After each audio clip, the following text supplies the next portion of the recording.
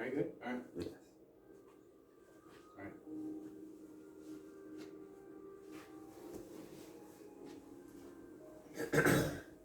All right. All right. So, how's it going? It's going good. How are you? All right. Yeah. Yeah. Okay. So, why the channel Positive Vibrations? Why the channel Positive Vibrations? For a multitude of different reasons, really, and those reasons have become more multiple and have expanded as the channel has gone throughout time. But initially, it just started as like wanting to bring joy and peace and love to all the people, and not just through myself, but with the people. Mm-hmm. Have the people involved in bringing that joy to the people. Mm-hmm. Yeah. And when did you have this idea to make a channel? It happened sometime, I think, shortly after high school. Maybe even when I moved to New York. Gosh, it had something to do with me watching YouTube videos, and I kind of battled with depression, and there would be certain videos that I would watch that would just kind of like either inspire me to be more creative, or kind of just really kind of inspire me just in general, or motivate me to be a more positive person in my own life. And I thought to myself, it'd be really cool if I could produce that, if I could be that person to make those videos for others to be inspired by, to feel motivated by. Yeah. Yeah. And like when you go throughout and make these kind of content, like what kind of content are you looking to create, like to share with the world, or even yourself too? Any content really that is an expression of a the main thing that I look for is creativity, because I believe that every human being is an artist in one way or another. And I really want to show people's talents, and people expressing what they love to do, their passions. And just an expression of passion. That's awesome. Yeah. You said one word that kind of like I think kind of sparked some interest. What do you think art is? What is art? Art is so undefinable, but at the same time so recognizable. Mm-hmm. I feel like on a base level, art is really anything that you put effort into. Okay. But art can be something that relates to you on a higher level, can like touch you in a way that and I feel like everyone has been touched by art in some way throughout their lives. Mm-hmm. It's impossible to avoid it. It's something about being a human being. Yeah. Yeah. Yeah, that kind of pushes towards like to already get into the abstractness of it. The idea of sacred geometry. Yeah. What do you think about sacred geometry? Like, do you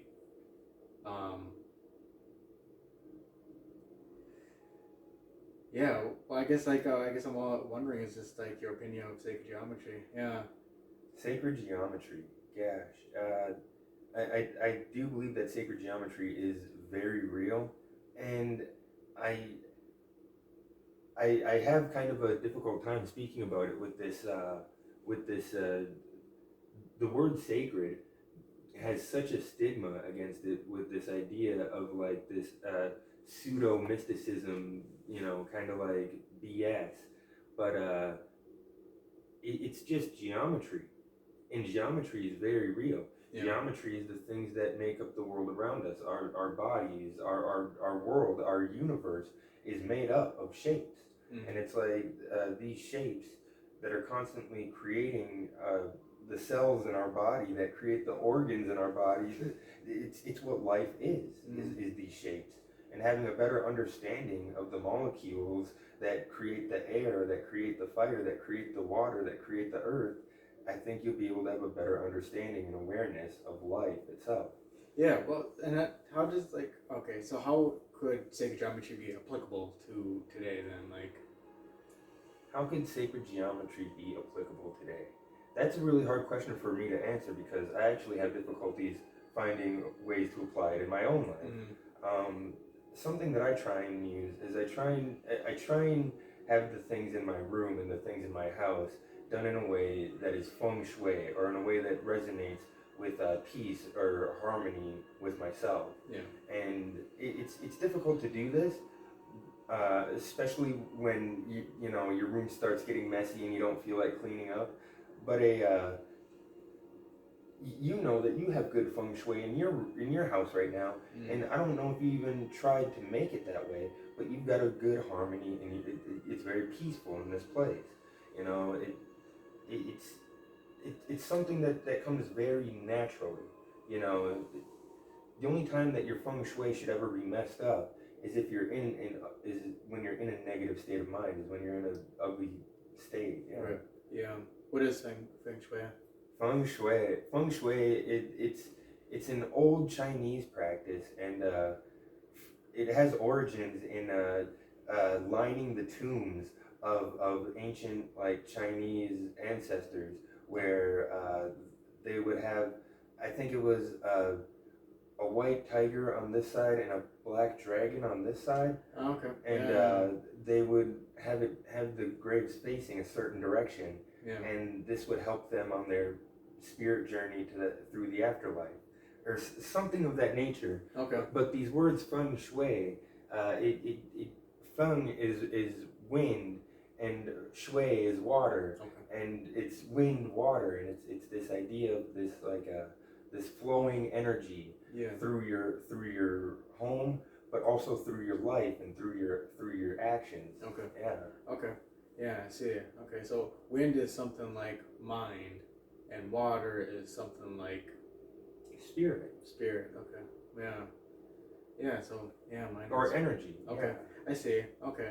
Yeah, and you were bringing up the white tiger and the black dragon, and what that reminds me of something a lot like the yin and yang too, does it not?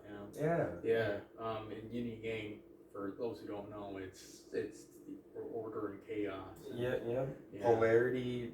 Right. Karma. Yeah. Yeah. Kind of expands on the hermetic the emerald tablets, if you will. That, Oh yes. yeah. Where one of the tenets for that was the law of polarity, Yes. which was you Yeah. cannot have one or the other. It's always going to be both. Yeah. Yeah. Yes. And see, that's why my channel, I have to admit, is a little biased. Okay. Because I do try to I try to make sure that everything on my channel is positive, and it's strictly because I don't like the feelings that I feel when I'm in a negative state, Right. and I don't think anyone does. But there's no denying that those feelings have to exist. Yeah. My channel just tries to focus more on the positive. Yeah. Yeah. No. Like I mean, you try to watch a video of, like, breaking news, and like bomb threats or like school shootings. It's like, it's terrible. Right. We have enough negative vibrations. Yeah. Right. Yeah. No. So maybe it is a good idea to have that biasness, because we don't have too much of that negativity. Yeah.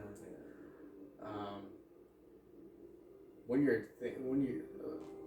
most of your channel consists of dancing, and what do you think dancing is? Why do people dance? Oh man, why do people dance? Isn't that the grand question right there? I don't know, man, but it's like every human, I can't say every human dances, but I can say that every human loves music, some type of music, and everyone's preference is a little different. Yeah. But everyone loves music, and it's this amazing thing that really brings people together, how they express themselves with that music. It's quite amazing. I try to think to myself that I don't really want to put out as many dance videos as I do. I wish that I had more volunteers and more candidates to post up their talents. Yeah. But because I'm I'm kind of shy in asking people to perform for my channel. I end up filling the slot, and I think that people. This might just be my own, negative thinking, but I think that people might be getting tired of the dances at this point. But at the same time, I haven't really done anything to spruce them up.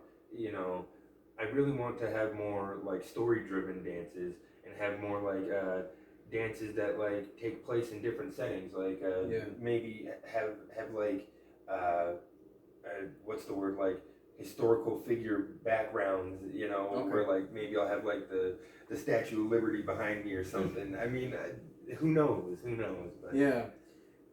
Okay, I see what you mean. Well, okay. But yeah, I don't know why people like to dance, but I know that it's something that I love to do. Yeah. And more than dancing, that's what it's about, is passion. Yeah. Would you say dance is a form of art? Absolutely. Yeah. Absolutely. Yeah. I've had people ask me in the past, how long does it take you to choreograph these dances? And some people are mind blown to know that like this might be the first time I've heard this song, and I caught it on video, and I just I think it was Temanite, Break Free. Okay. I think I ended up I posted up that video, that dance video, the same day that he posted up the song. Yeah. And it's like, there's no way I could have practiced that. Yeah. That was like literally that same day. I was like, dude, this song is awesome. I'm gonna video this, and like I get in that zone, and I want to see other people with that same passion, and it should be recorded. Yeah. We shouldn't have records of all the terrible things that are going on in the world. We should have records of all the amazing things that people are doing. Right. Yeah. Would you say that we're too focused on tragedy and malevolency? Yeah. Absolutely. And I hate to quote The Secret so early on, but they were saying in The Secret that Mother Teresa was saying that she would never attend an anti-war rally, but if you have a peace rally, invite her. Sign her up. She'll be there. Cause yeah, dude, you don't want to focus on. You don't want to kill bad people. You want to birth good people. Right. Yeah. Right. Yeah. Okay. Well, aside from like dancing, like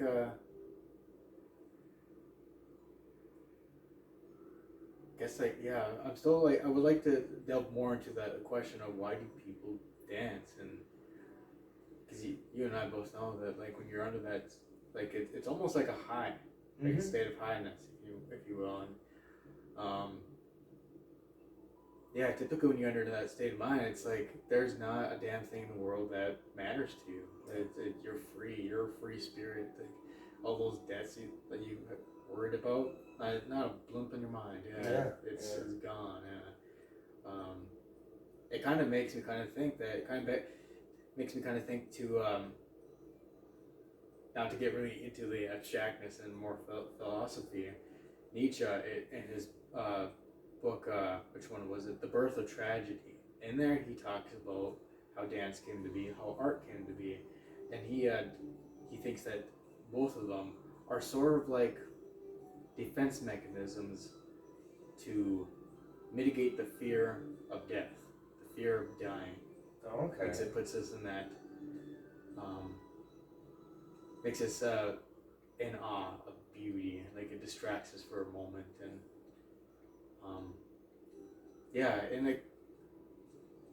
what do you think? Like, do you think art and dance could be, like a defense mechanism against the fear of death? Absolutely. But I wouldn't even call it a defense mechanism necessarily. And even if it is, I would say it's more so an expression of fear. But I think that art is so I want to use the word voluptuous. It's so it's got such a huge capacity Right. that you could be expressing any like multitude of emotions. Yeah.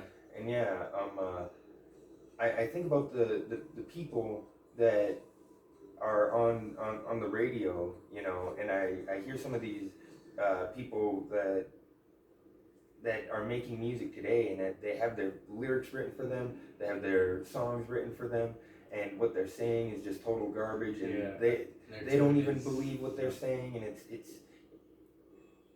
I think to myself, is that art? Because it's like no one here is really expressing anything. Like what's really being expressed is like a propaganda message in order to get money based off of this image that's being sold. Yeah. And it's like, yeah, man. When you see these icons that are performing this image, are these guys artists? I mean, is that their art? I mean, it's kind of it kind of gets into this abstract thought where it's like, what is art? Yeah. Well, one of the characteristics that constitute like art, would you say, is harmony, or is harmonious? It has balance to it, or not necessarily balance, but yeah, harmonious is a good one. It's interesting to say because harmonious is another term that's subjective. Someone would look at something like Johann Sebastian Bach and say that that's not harmonious. Right. Something like Mozart is harmonious. And someone else would be like, oh, well, Bach is harmonious. And then they would go and listen to something like dubstep and say that that's not harmonious. I would prefer to disagree. Yeah. You know, I hear that, and I hear art in dubstep. Some people hear it as, you know, a bunch of metal sounds clanking together. Yeah. Right. You know,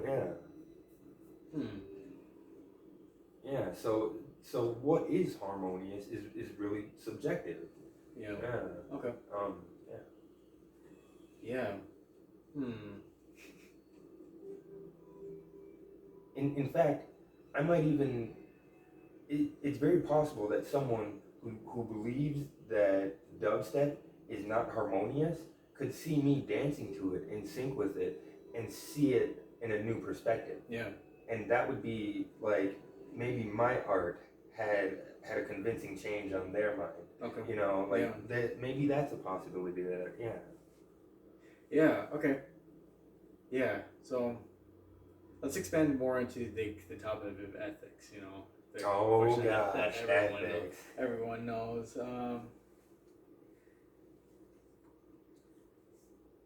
You remember that, like, you know, Plato's academy, or not academy, but Plato's school, like, had those like something related to math, that like he who does not know geometry should not go forth, or whatever, that kind of thing. Yeah. Do you think like everyone should know math? Of course, everyone should know math on a basic level. There's certain things that just like if someone says, hey, could you pick up those three things, you should know what three is. You know, like yeah.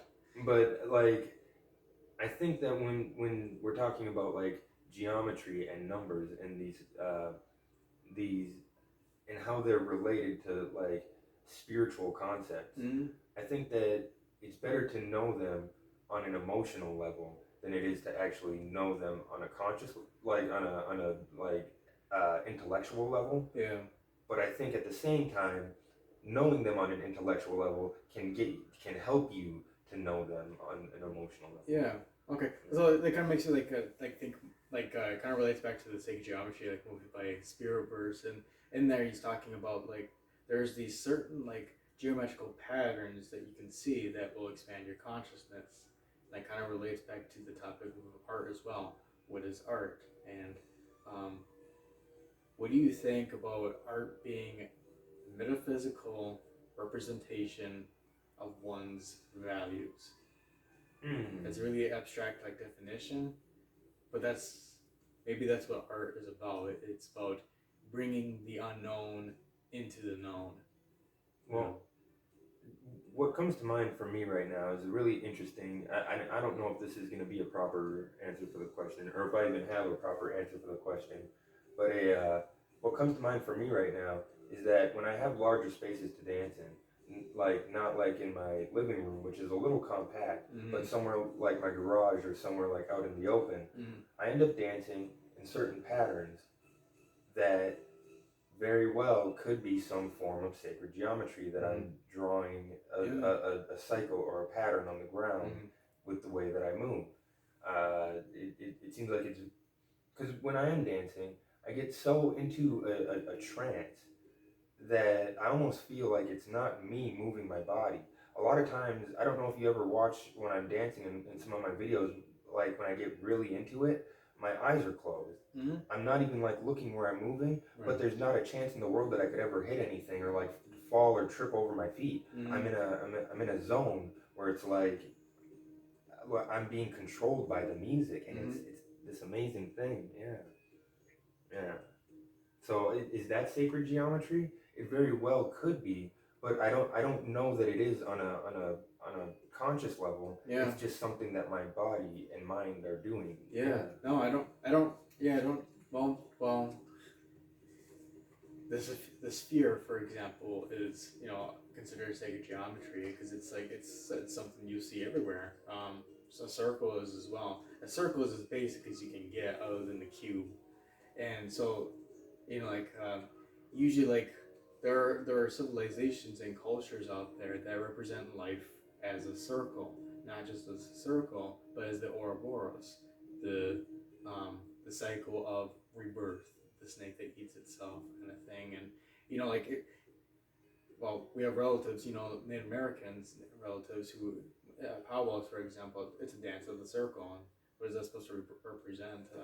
There's usually a story of it too. Like, yeah. Well, that's an interesting thing that most of my audience doesn't know is that I grew up in the powwow circle, that we grew up with Native family. Yeah. And that drum kind of inspired my entire life.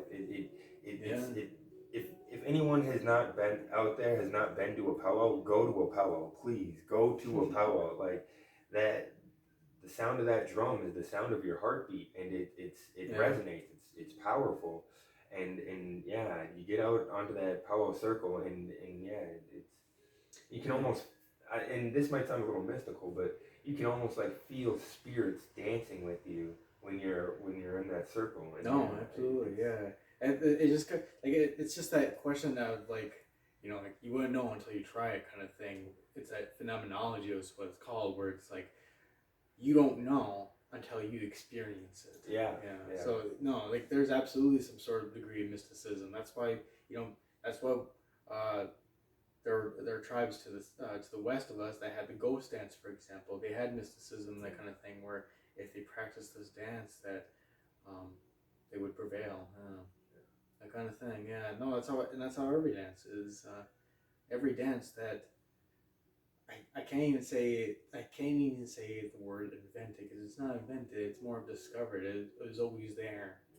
And one kind of like there's the grass dance, for example. Is there the rain dance? Rain dance is another one. Yeah, I think that there's that kind of stuff. Like these dances are meant to bring about something.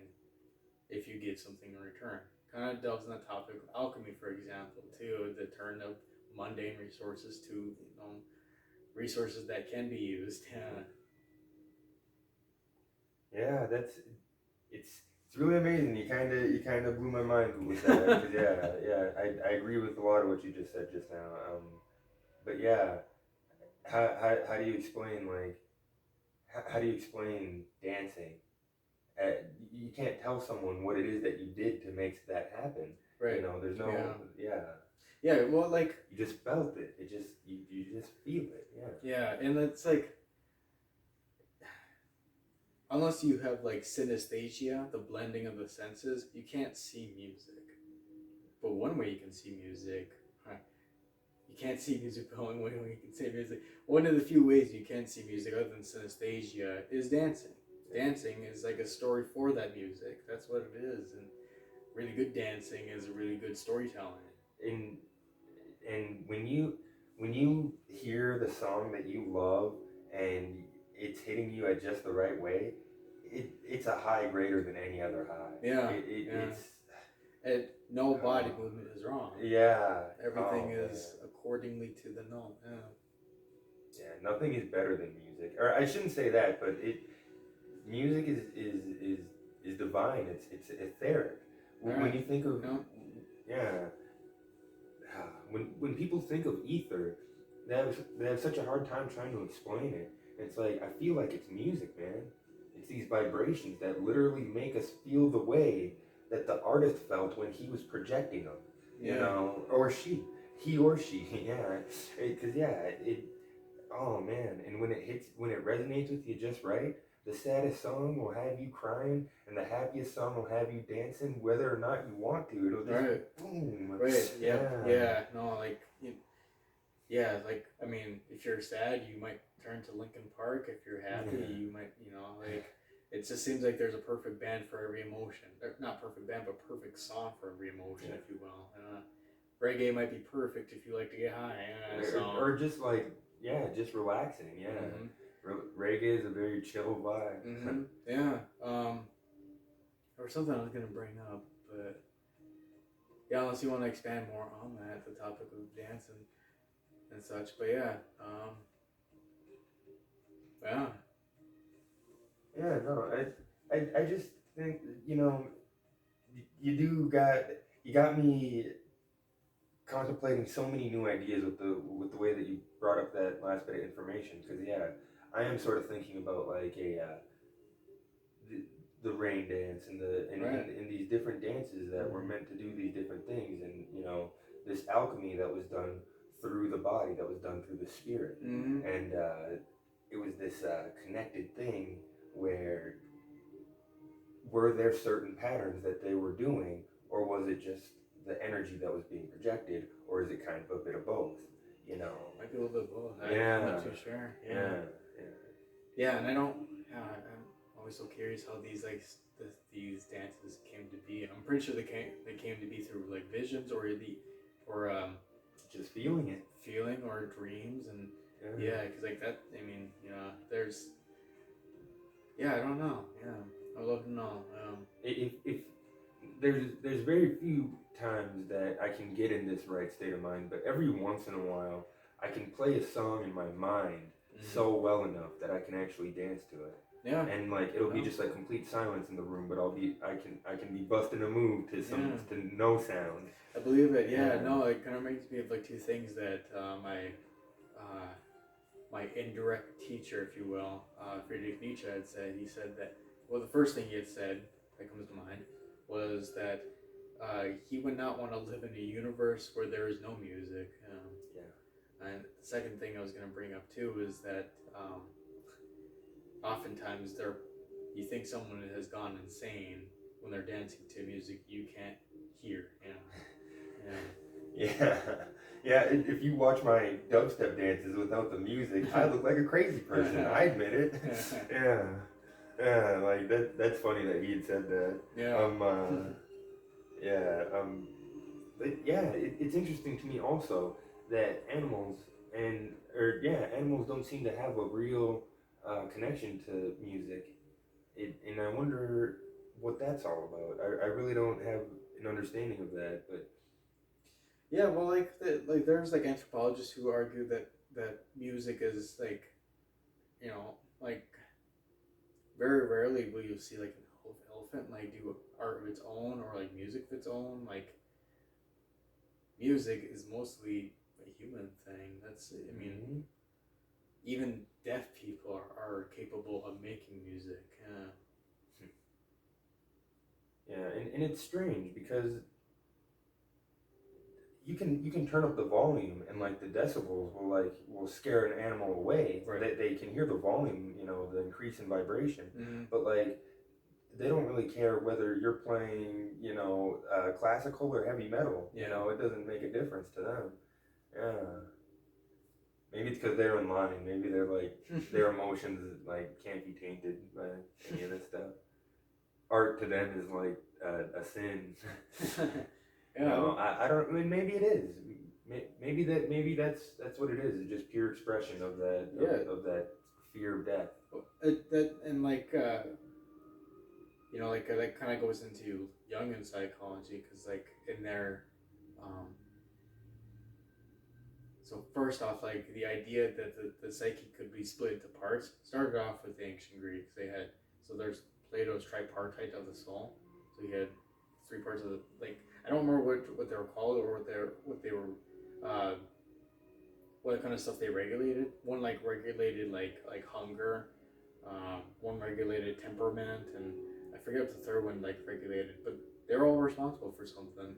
The idea kind of got expanded as psychology started to progress.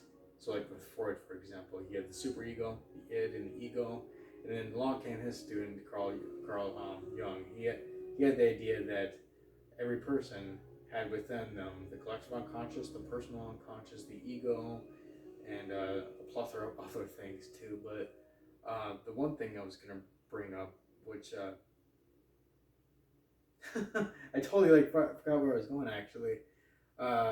Wow. Oh, the ego. Yeah, the ego. Right. The ego is responsible for the fear of death. Yeah, that's the only part of the psyche that's part of that fears it.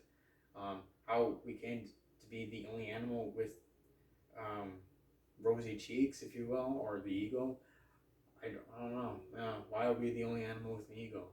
The ego is what controls what's our ego is our conscience, and our conscience is what determines what is good and what is bad. No other animal has that moral compass. Yeah, and that is strange that you would say that because it's almost like an immoral compass. Yeah, no, because it seems like I wouldn't say immoral. I would say amoral because they never had morals to start with. Yeah. Right. It's like these guys are following a code of nature whether or not they want to. Yeah. You and I have the ability to do good or bad. Right. Yep. Yeah. And yeah, it's yeah. Because you can't say that empathy is what we start with because well then how do you factor in people who are like sociopaths and psychopaths? They never had empathy to begin with. It's very possible that like before their memory could even develop that things happened to like destroy their empathy. Yeah. But I think it's very possible that everyone is born with a sense of empathy. But at the same time, it is very possible that there are sociopaths out there that just like regardless of their life upbringing, just don't connect. Yeah, maybe. Yeah, I should rephrase that. Like everyone, I think everyone has empathy, but not everyone has the ability to use empathy. Yeah. Yeah, is what it is. Is what I should have said. Yeah. But yeah, like, how do you define? Yeah, what is an absolute moral? Do you have an idea? An absolute moral? Well, it's interesting because there is. I don't know if there is an absolute, but it seems like it's circumstantial.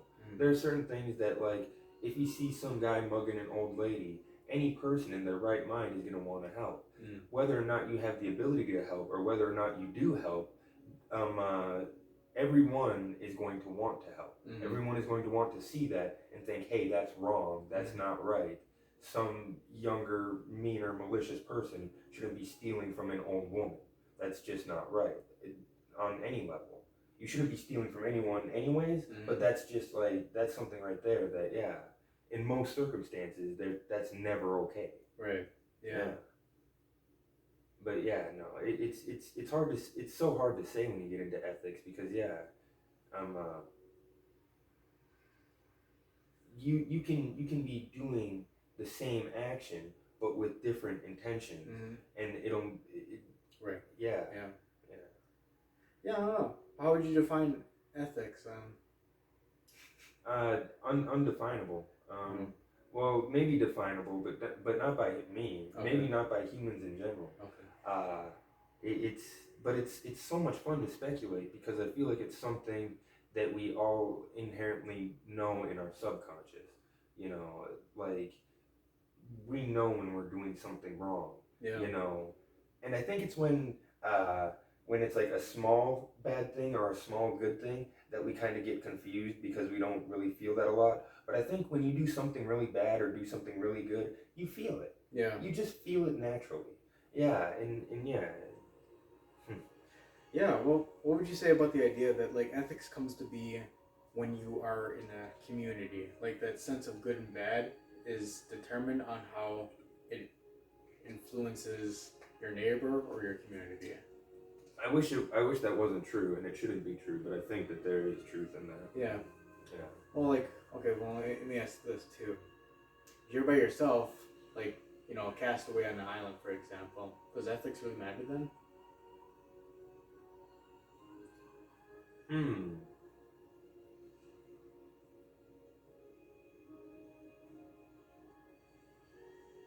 That's an interesting question.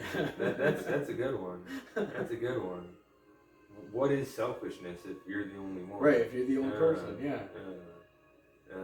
That's an interesting one. Yeah.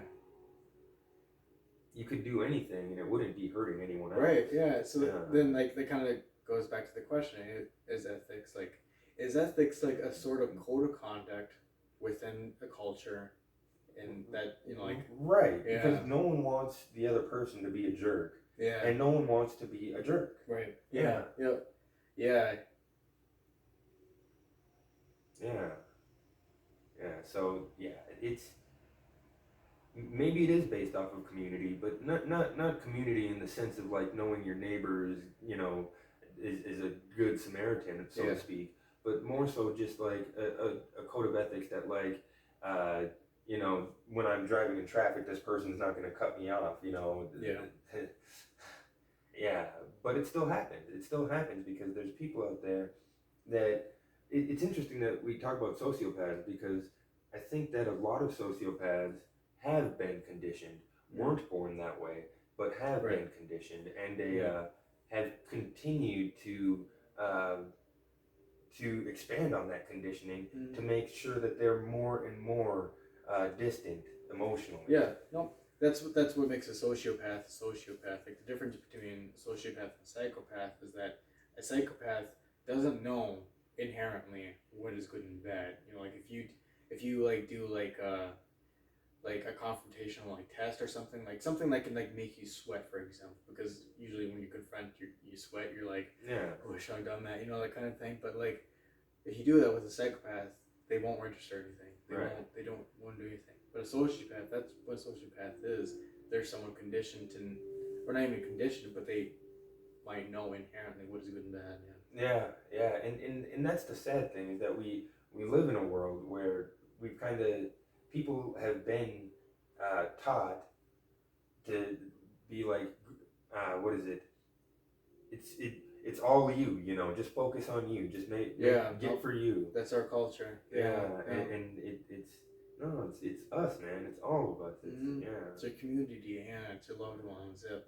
Exactly. Yeah, that's what, you know, like, I think of a lot of our relatives like stress that like, you know, like I have a lot of friends who, you know, like, it seems like they're almost envious that I'm a family man, for example, that I know, you know, whose kids these are because I know their parents, and, you know, like, we know most of our relatives, in fact, and not a lot of people are like that. Yeah, no, it's kind of sad because the family is the original community, you know. Right. That's, but yeah, I don't know if family is. I don't know if family holds any meaning in today's society. You know, it's kind of lost any virtue. Typically, no, the idea, like, mostly what I see now, it's, you know, like,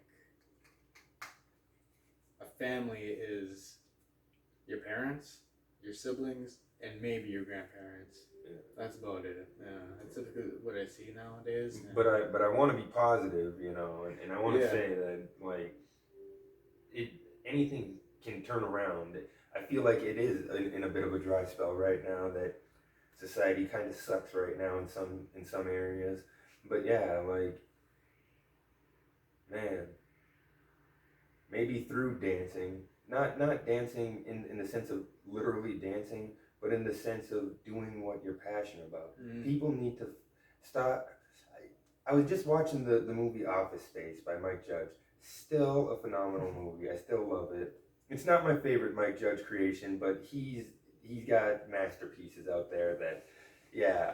But I love Office Space, and in this movie, it's showing how working this 9 to 5 job, you know, every day of the week, this guy is just hating his life, working in an office in a cubicle, you know, and this tie and suit every day, and it's like stripping him of his life because he's doing something he doesn't want to do for the majority of his life, for money that he doesn't need, for to buy stuff that he doesn't need. And it's such a beautiful concept, and it's depicted in such a beautiful way that like I recommend everyone out there go and watch Office Space. It's a hilarious movie, and if you just get out of that setting and go and do what you love, do something that makes you happy, and hang out with people that appreciate you and people that you appreciate back, you're gonna feel amazing. You're gonna feel so good, and yeah, yeah, everyone should be out there doing what they love. That's what I encourage. That right there is what positive vibration is all about. Yeah, no, absolutely. Yeah, no, just like even like texting someone you haven't spoken to in months to even years. It's like getting a response. It's like, oh God, you're still alive. That's great. Like, yeah. No, like that is unfortunately like how today's world is. It's work your 9 to 5 job, you know, put food on the table, you done your job. Yeah. No, but yeah, just gotta find your passion. Yeah, and pursue that passion like crazy. Now, here's something that's crazy is that I've held a lot of jobs in a lot of different markets, a lot of different types of different jobs, and I've never worked a job an entire year. Every job that I've ever held, I've only held 8 months or less, and it's because I only worked that job long enough to like get antiquated with what that job is and whether or not I really want to pursue it. Yeah. And with all the jobs that I've worked, they haven't really captured me in a way where I've felt a need to like I didn't feel like I was fulfilled, and I didn't feel like I had a purpose that like what's the word like I wasn't needed there, you know. Yeah, there's no sense of duty. Yes, yeah. The only place that comes to mind that's different is the Developmental Achievement Center. All right. But you know how what that situation was. But yeah, every other job that I had was so like innocuous but meaningless at the same time. Like it was such a flat line of just like, oh, I'm getting money, but money is so, at the end of the day, it means nothing. It doesn't make you feel better about yourself or a better person. Yeah. People throwing their lives away for it. Yeah. We're gonna. Yeah, because like that's what a job is. It's like a job is something like you can get done at the end of the day, but in reality, it's something always to do. It's like it's endless, is what it is. A career, on the other hand, is something you love. It's what you wake up to do. It's your passion. What is your kind of passion? I try to focus on being creative, and I try and think of, and I'm gonna try not to overuse the word creative, but I try and think of new creative ways to add creative ideas to my YouTube channel. Whether or not it's playing Dance Revolution or playing video games or anything that I do on my channel that isn't dancing, I try to, yeah. But also, like, you know that I also like to draw and do comic books, and like there's so many other things that aren't on my channel that I'm just a very creative person, and that's where I'm really in my zone. That's what I strive for, is to try and be creative, because when I'm not creating something, I get depressed. I get real down and ugly, and Yeah. Right. Yeah, that lack of creative outlet. So what's like hesitating you right now to share that on your channel? Right now, I've been in a little bit of a dry spell for creating, because of bouts with depression and like personal issues. Yeah. And it's hard for me to even share that and be vulnerable about that on my channel with my audience. But that's the honest truth. I actually had one of my friends comment on one of the positive vibrations boost video. Yeah. And he was saying, hey man, I really hope that you put up more videos like this. I really appreciate these kind of videos. Yeah. Mm-hmm. And I wanted to tell him, like, man, I wish I could post up another video like that, but I'm not feeling that good right now. Yeah. The guy that's in that video, I don't feel like him right now. And it's like, man, but I will, and I will put up a new one soon. And I intend to be feeling that good again, you know. It's just, personal stuff, and It's how to capture those moments.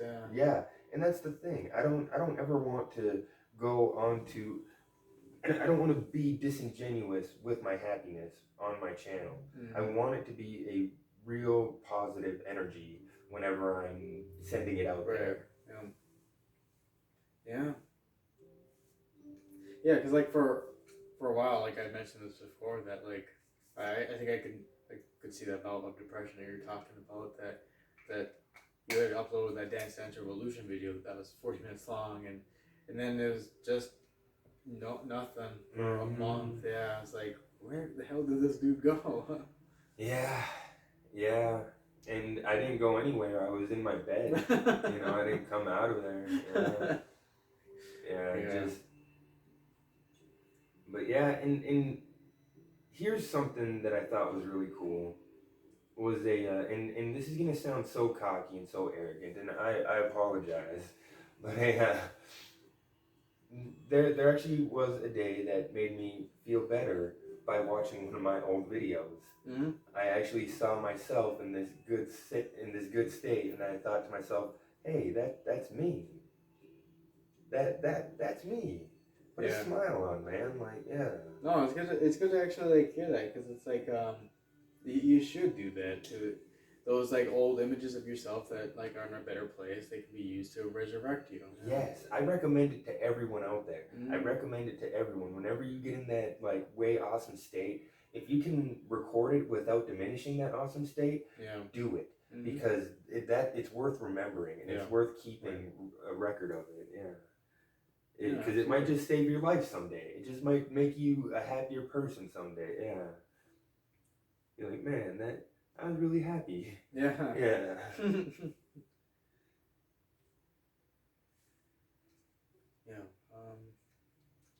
We didn't really talk that much all about ethics, did we? Yeah. Well, I feel like our conversation has delved in and out of ethics without even like focusing too much on it. Yeah. Right. Yeah. Okay. Well. Yeah. Because isn't that like, that's something ethical right there? Is that if everyone was putting up their most positive moments on the internet, it wouldn't be just me enjoying my own moments. It would be me enjoying all of these people's moments, and these people enjoying everyone's moments. Mm-hmm. And it's like, that's what everyone should be using the internet for. That's what YouTube should be used for, is everyone putting up these positive things to motivate and inspire. Yeah. Yeah. So let me ask you the classical question that every philosopher asks: what is good and what is bad? It's like I said earlier, it's indefinable by me and possibly by every human. What is good and what is bad? I think that the closest thing that we have to a definer of it is empathy. Okay. And if you just think to yourself, I don't want that to happen to me, so I don't want that to happen to anyone. Mm-hmm. And if I would want someone to treat me like this, I should treat everyone like that. Right, the golden rule. It's I like it when people treat me nice. I'll try to treat other people nice. Right. Yeah. As within, so without. Okay. What is bad? Bad is when you treat is. I think bad is when you treat yourself either much worse or much better than others. Okay. And in turn, also doing that to others too. Yeah, because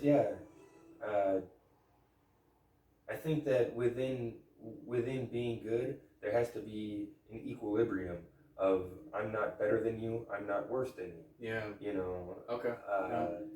But yeah, whenever you think that you're worse than someone or better than someone, I think that's when negativity arises or like real bad feelings. Okay. Yeah.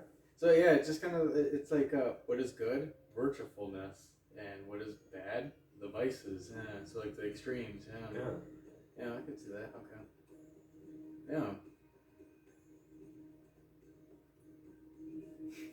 Yeah, it kind of goes with that thing of polarity, where it's like Right. abundance can be seen as good, but like gluttony or greed is going to be seen as bad. Mm-hmm. You know, so how are you using these things? Yeah. Okay. Love is good, lust is bad. But yeah, they're connected to that same. Yeah.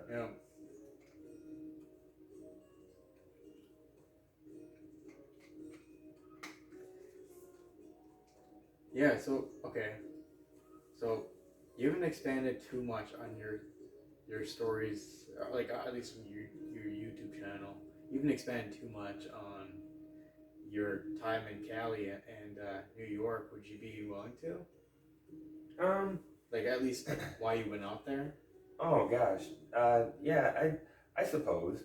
I mean, it's so hard to explain because I can't remember exactly the reasons why I went back. Like, I know that the main reason that I went out there for both California and New York was because I felt inspired.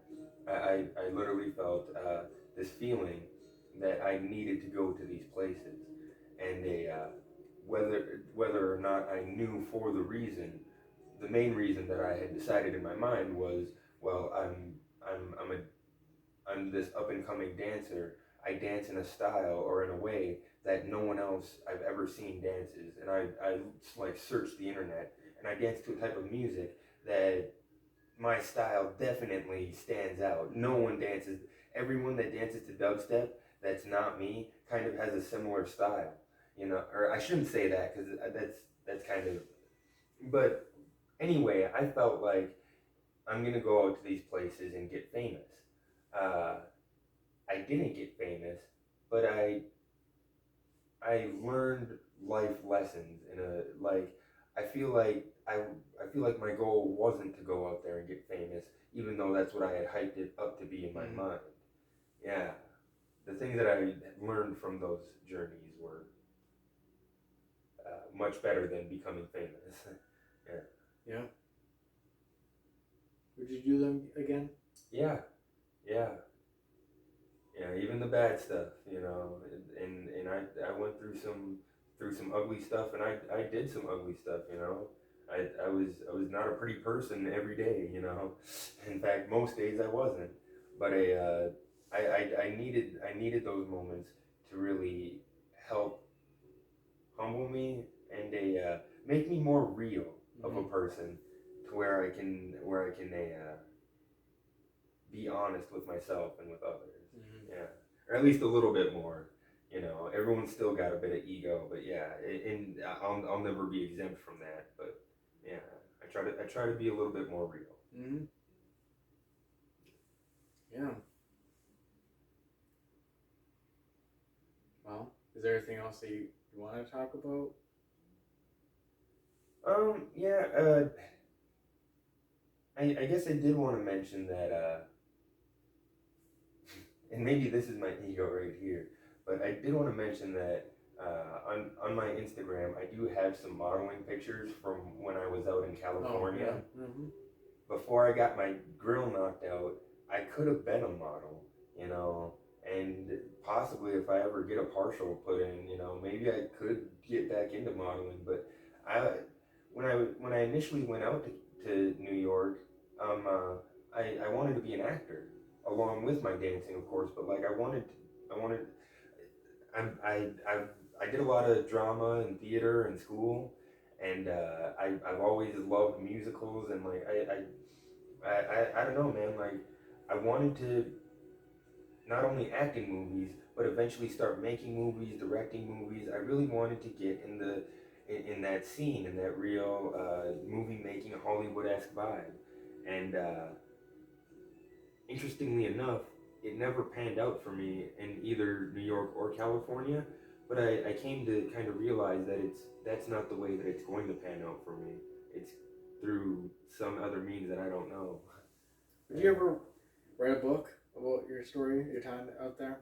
I absolutely would. I would like to write it once it ends on the note of me being a champion. But maybe it's gonna be a 2-part series, and maybe I'll write it on a cliffhanger for right now. Yeah. Okay. Yeah.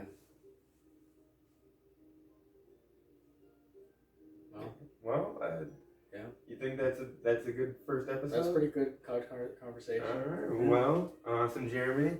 That was a couch conversation with Jeremy, and thank you for watching Positive Vibrations.